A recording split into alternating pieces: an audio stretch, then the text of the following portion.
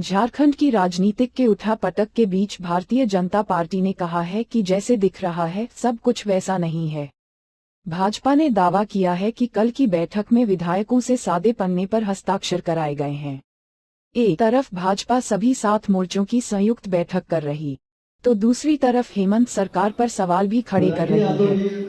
भाजपा की झारखंड प्रदेश के सभी 7 मोर्चों की बैठक में प्रदेश अध्यक्ष एवं पूर्व मुख्यमंत्री बाबूलाल मरांडी, प्रदेश संगठन महामंत्री कर्मवीर सिंह, नेता प्रतिपक्ष अमर बावरी सहित कई भाजपा कार्यकर्ता मौजूद रहे।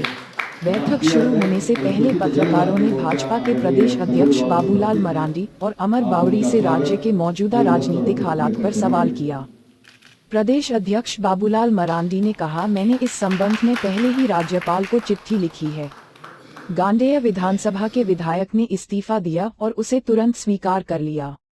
ऐसे में सवाल उठता है कि उन्होंने इस्तीफा क्यों दिया? बीमार वो है नहीं, बाहर कहीं जा नहीं रहे, फिर इस्तीफा का कारण क्या हो सकता है?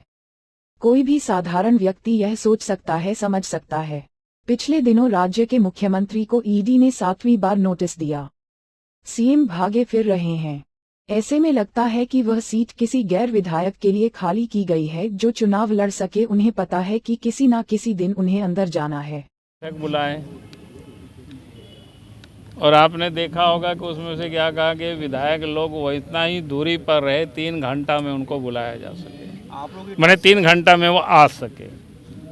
तो इसका मतलब है कि सब कुछ ठीक ठाक नहीं है, मामला कुछ तो गड़बड़ है।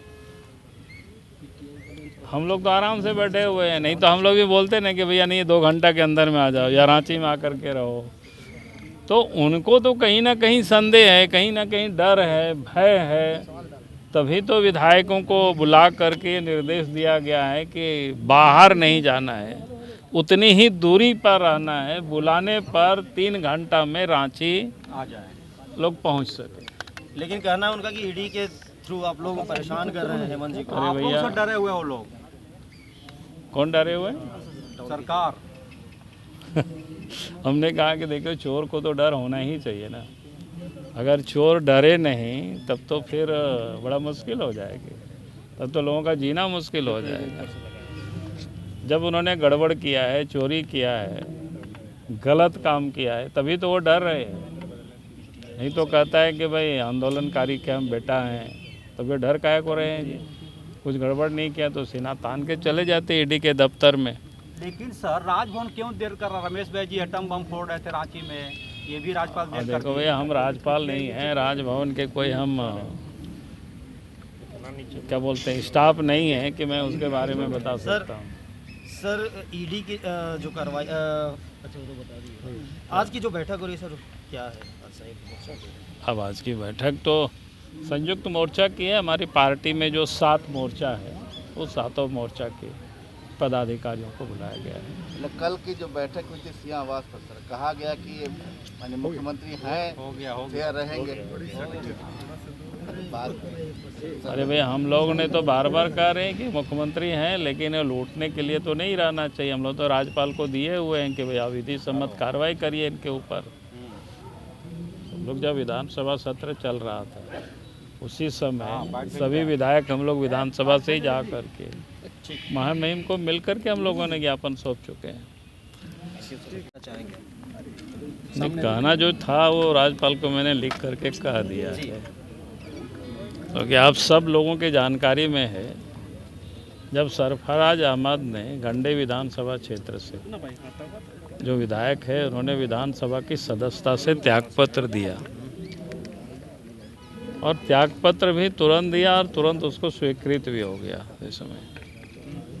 तो स्वाभाविक है कि हमारे जैसा व्यक्ति तो पता करेगा ही कि आखिर उन्होंने रिजाइन क्यों किया, क्योंकि कोई ऐसा बीमार है नहीं, कहीं बाहर जा नहीं रहे हैं।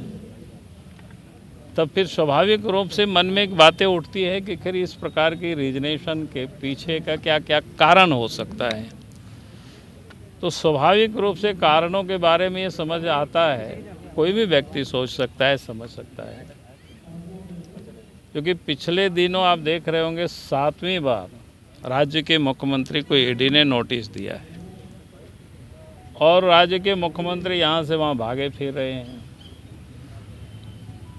तो स्वाभाविक रूप से ये लगता है कि कोई गैर विधायक यानी जो विधायक नहीं हो वैसे व्यक्ति के लिए वो सीट खाली किया जा रहा होगा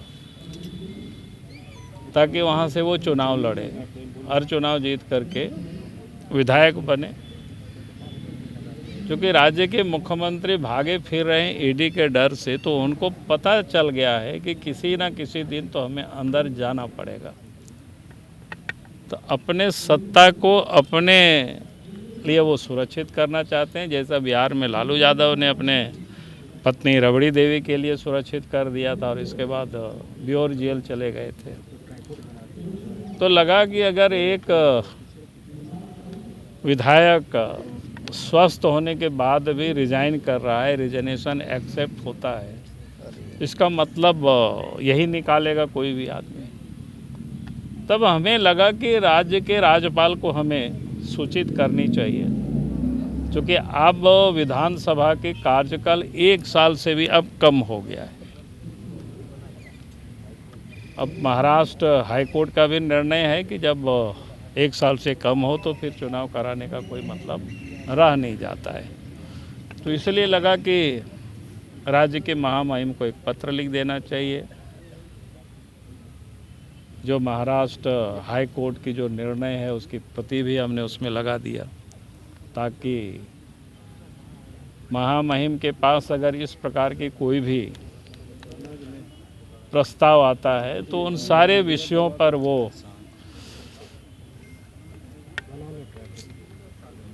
जानकारी ले लेंगे। और हमने उसमें ये भी हमने पहले भी कहा है कि भाई अटॉर्नी जनरल है या न्यायविदों से उस पर पूरी तरह से राय ले लेना चाहिए और उसके बाद ही आगे कोई कदम उठाने चाहिए, नहीं तो राज्य में लोकतंत्र ऐसा मजाक ना बन जाए। कुछ सवाल था अब आरोप भी ये लगातार लग रहा है कि आप षड्यंत्र रचे जा रहे हैं, सफल नहीं हो पा रहे। क्या कुछ ग्रह नक्षत्र का परेशानी है क्या?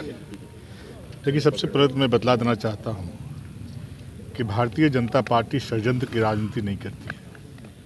भारतीय जनता पार्टी सेवा की राजनीति करती है और सेवा के माध्यम से समाज में रहने वाले अंतिम व्यक्ति के दरवाजे तक पहुंचती है और उसके दरवाजे तक विकास की किरण को पहुंचाने का काम करती है। चाहे केंद्र की सरकार हो, आदरणीय नरेंद्र मोदी जी की सरकार हो, और चाहे जब भी इस झारखंड में भारतीय जनता पार्टी के नेतृत्व की सरकार बनी है, तब आप सबों को याद होगा कि यहाँ पर अनेक प्रकार की कल्याणकारी योजनाएं ज़मीन पे उतरी है और आम जनता ने उसको सराहने का काम किया है। और आम जनता आज भी बोलती है, पूरी झारखंड की जनता आज बोल रही है कि जब भारतीय जनता पार्टी की सरकार इस राज्य में चलती है, विकास की किरणें अंतिम व्यक्ति के दरवाजे तक पहुँचती हैं। दूसरी तरफ देश के यशस्वी प्रधानमंत्री जी अनेकों कल्याणकारी योजनाओं के माध्यम से गरीब लोगों के दरवाजे तक पहुँचने का काम किया है। देश का ऐसा कोई भी घर नहीं है जहाँ पर नरेंद्र मोदी जी की कल्याणकारी योजनाएं नहीं पहुँची। किसी न किसी रूप में कोई न कोई योजना प्रत्येक दरवाजे पर दस्तक देने का काम किया है। और जब वर्तमान में राज्य की सरकार चल रही है, झारखंड राज्य में जो सरकार चल रही है, वो कांग्रेस पार्टी के समर्थन से सरकार चल रही है। और जब भी आप सबों को याद होगा, निष्पक्षता से आप सोचने का काम करेंगे, चाहे वो शिबू सोरेन की सरकार हो, चाहे मधु कोड़ा जी की सरकार हो, चाहे हेमंत जी की सरकार हो, जब भी इस राज्य में लोगों ने शासन करने का काम किया है, इनसे विकास का काम कोसों दूर चला जाता है और झारखंड को लूटने का काम करते हैं। झारखंड को दोनों हाथ से लोग लूटने का काम करते हैं।